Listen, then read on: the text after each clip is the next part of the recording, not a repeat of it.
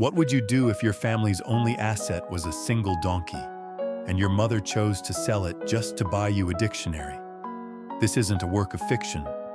This is the heart-wrenching journey of Jin Peng An, who rose from a crumbling mud hut in rural China to earn a prestigious doctorate from Harvard University. Grab a tissue, because this story will forever change the way you look at your parents' sacrifices. In a desolate village in Tianjin, Jin Peng's mud brick house stood like a silent bruise against the earth. Gray smoke drifted from a crumbling chimney under a heavy sky, hiding a home filled with debt and the shadows of illness. Poverty could not starve his hunger for knowledge.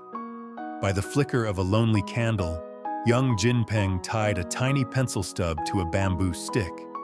He wrote on recycled papers, erasing and rewriting, determined to rewrite his own destiny. Sorrows deepened as his grandfather passed, and his father fell gravely ill. In the dim light, Jin Peng watched his father's silent tears and the stack of debt papers on the table. He realized then that he could no longer afford the innocence of a child. In the misty dawn, his mother led away their young donkey, their only asset, to pay for his tuition. As his father turned away in helpless grief, Jin Peng peered from behind the door, his heart breaking as he watched his mother's silhouette vanish into the cold fog.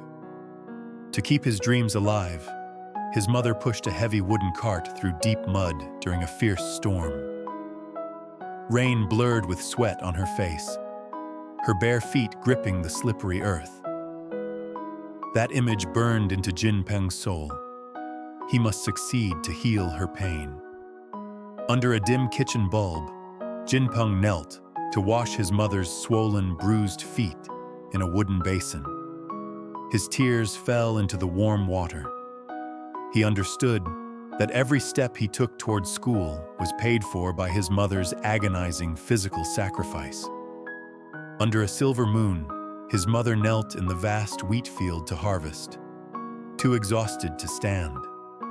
Fireflies danced around her like tiny spirits of comfort. She wasn't just harvesting wheat. She was sowing the seeds of her son's future. Years bled into one another, and the small boy grew into a lean, scholarly young man. At the dusty bus station, his mother looked up at her son, now a head taller than her. She handed him a patched bundle, her eyes warm with love despite her silvering hair. In the grand university canteen, the teenage Jin Peng sat in a corner with a plain steamed bun and a jar of pickles. He felt no shame among the wealthy students. He knew that within that simple bread lay the blood, sweat, and tears of his mother. In the freezing communal bathroom, Jin Peng used alkali powder instead of soap to wash his worn-out shirt. His hands turned red in the ice-cold water, but his heart stayed warm, remembering his mother's words. If you can endure hardship, nothing is impossible. Late at night, Jin Peng practiced his English with a pebble in his mouth to perfect his speech, even when blood trickled from his lips.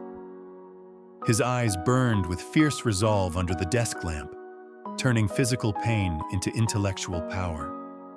In the bitter Tianjin winter, Jin Peng wore a coat his mother had extended with mismatched fabric because he had grown so fast. In the freezing library, his breath turned to mist as he turned the pages, the only doors to a better world. During the holidays, the roles reversed.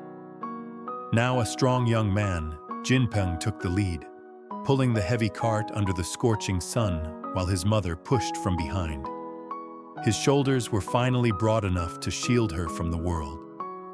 Life is not always kind. When he only took second place in a major competition, Jin Peng sat on a park bench, head bowed in the fading light.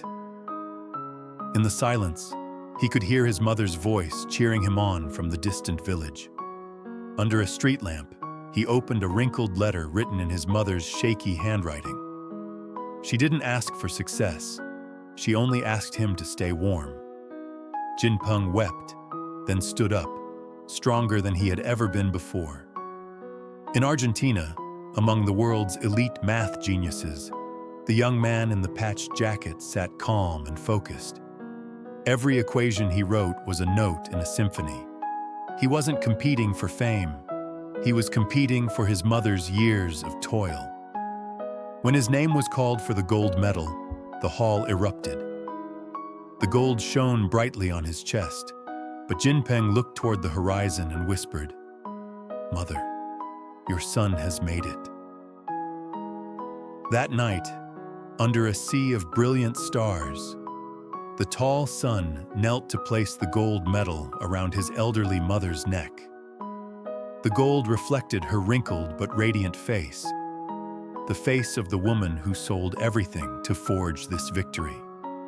On the grand stage of honor, Jin Peng performed a deep 90-degree bow toward his mother. With tears in his eyes, he said, "If poverty is the greatest university, then my mother is the greatest teacher I will ever have." The story closes on a path of thorns, transforming into a road of golden wheat, leading from a mud hut to the gates of greatness. A mother and son walk hand in hand toward the sunrise, for they know that with love and sacrifice, no mountain is too high to climb. Jin Peng An's story leaves us with a profound lesson. Poverty is never a barrier. It is a unique university that forges an iron will. Our success is not just measured by degrees or medals, but by the calluses on our parents' hands and the silver in their hair. Don't wait until you reach the summit to show gratitude. Cherish their sacrifice today. Because the greatest teacher in your life might just be the one silently pushing a heavy cart through a storm, just so you can have a future.